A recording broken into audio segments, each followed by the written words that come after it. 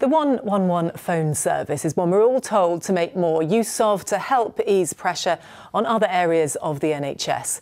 But new figures show just under half of the highest priority callers in December were clinically assessed within an hour, well short of the 90% target, and nearly 50% abandoned their call, with the North Wales MP today claiming more and more of his constituents are having to turn elsewhere for help. Here's our health reporter, Katie Fenton.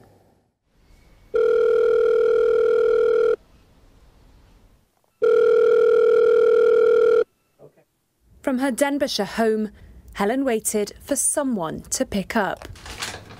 One Sunday in December, the artist developed symptoms of a chest infection.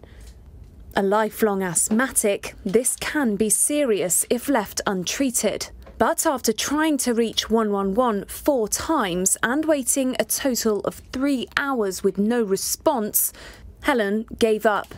We just couldn't get through. So then it's a question of, do I self-medicate? I do have supplies of steroids, but they are a very powerful drug.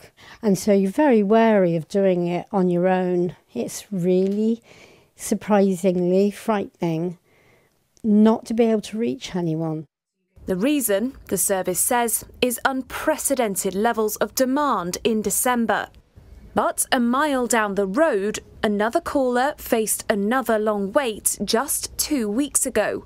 When Viv's grandson Marcus had a suspected ear infection, the family dialed 111. After an initial 40-minute wait, it then took 4 hours for a clinician to call back. You know, I thought that was just useless, really, because, you know, by that time we felt that we had to take some sort of action. So my son had taken him to hospital. Marcus has now recovered, but the impact of the family's experience lingers. You know, it was frustrating. You've got a child who's in pain, and you felt that you really needed to speak to someone who could help. The whole point of the 111 service is to reduce the number of people who might use an ambulance and ultimately to reduce demand on emergency departments like this one. But one local MP says more and more of his constituents are feeling let down. 111 is where they're encouraged to turn to. It was delayed in being rolled out in Wales and especially in North Wales, but it does now exist. But to be fit for purpose, people need to be able to expect the call to be answered within a few minutes, several minutes, not 90 minutes, not 2 hours. That's just not acceptable. And figures reveal the picture across Wales.